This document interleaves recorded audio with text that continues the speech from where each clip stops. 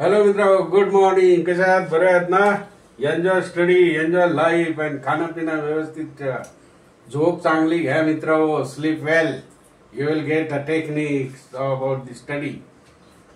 Each and everything is important more than health. है की नाही? Health is the most important thing. कळलं की नाही?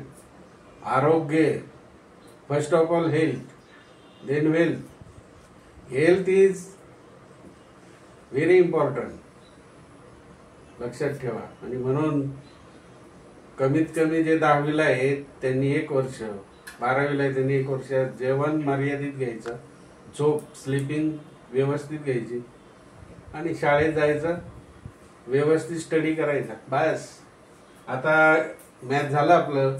आता आपण इंग्लिश घेणार आहोत. कळलं की नाही मित्र? English very easier subject.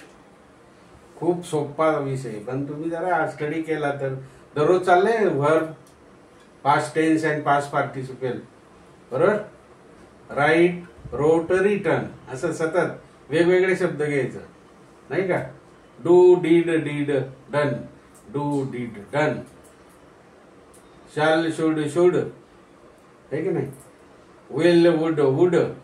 Put, put, put. Cut, cut, cut. Come, come, come, आहे की नाही? असं सतत आनंदाने अभ्यास करा. टेन्शन म्हणून अभ्यास नाही करायचा मित्र. 2 तास दररोज घेतले तरी भरपूर तुम्हाला 95 मार्क मिळतील. पण केला पाहिजे मित्र. I am writing this letter to you on purpose. बघा किती सोपं वाक्य. I am writing this letter on to you. है की नाही? I am writing this letter to you on purpose. To you on purpose. On purpose.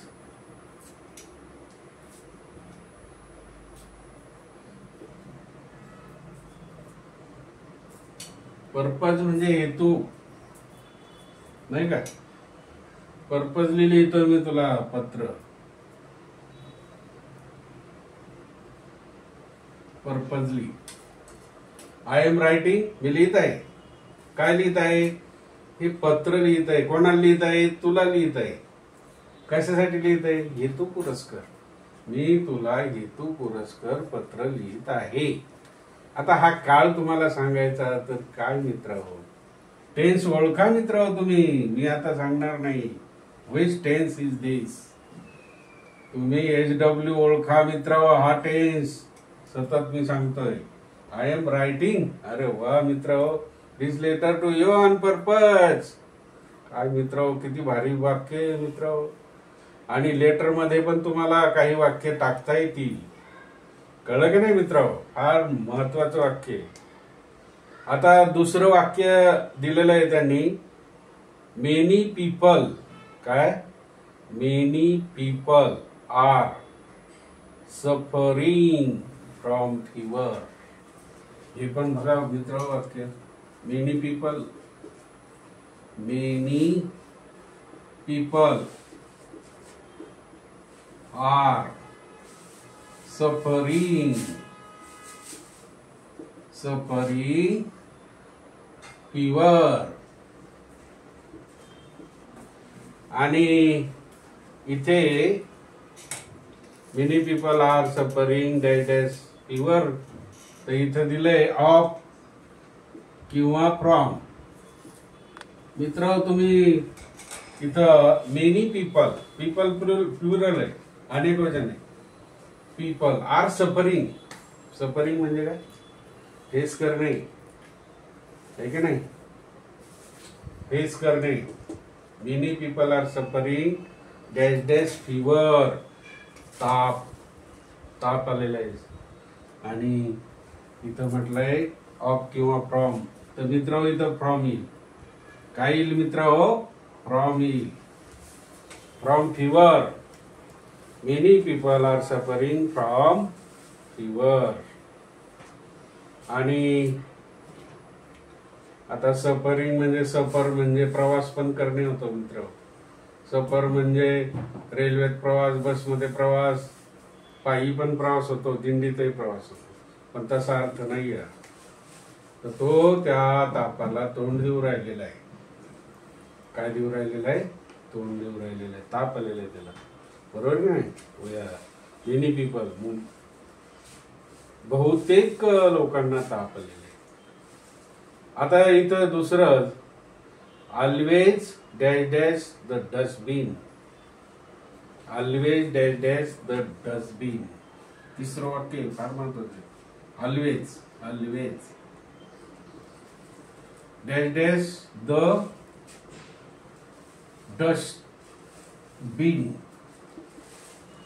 Dust म्हणजे काय? धूळ. बिन एखादा पॉट. डस्टबिन म्हणजे कचऱ्याची कुंडी किंवा काय असेल डब्बा, डस्टबिन. आता हे dustbin, always dash dash the dustbin, इथं लिहिलंय नॉट यूज आणि use. Always not use the dustbin असं कोणी म्हणेल का? नाही म्हणणार. Always use the dustbin. Use म्हणजे नॉट यूज नाही होणार. काय याचा अर्थ? नेहमी कचरा पेटीचा उपयोग करा किंवा कचरा बॉक्सचा उपयोग करा. पुढचे, we are going to raise about. आता इथं वी आर, चौथं वाक्य, वी आर, टिंब टिंब, टू रेज. रेज म्हणजे वाढवणे. वी आर, तुम्ही वाढवायचंय. वी आर टिंब टिंब टू रेज. काय वाढवायचंय? वी आर टिंब टिंब to raise about cleanliness. About clean. क्लीनचं स्पेलिंग बघा, LINES. क्लीनलीनेस. तर मग इथं वी आर, इथं कंसात दिलंय गोईंग आणि कमिंग. काय होईल मित्रांनो इथं आता? वी आर टिंब टिंब to raise about cleanless. We are टिंब टिंब टू रेज अबाउट क्लीनलीनेस. मग काय होईल इथं मित्रांनो? Going to. काय होईल? Going to. This is the answer. आणि तुम्ही आता एक अपोजिट, इथं अपोजिट शब्द लिहायचा आहे, बरोबर की नाही? आता इथे आहे ब्लॅक, BLACK, ब्लॅक. अपोजिट जो होईल तो लिहायचा. आणि इथे दुसरं लिहायचं गोल्ड. तर गोल्डच्या अपोजिट काय आहे ते? 2 मार्कासाठी अपोजिट शब्द. ओके, चला मित्रांनो, व्यवस्थित अभ्यास करा आणि असं सेंटेन्स 2-3 घ्या. Thank you. Have a good day. Enjoy study, enjoy life, खाना पिना.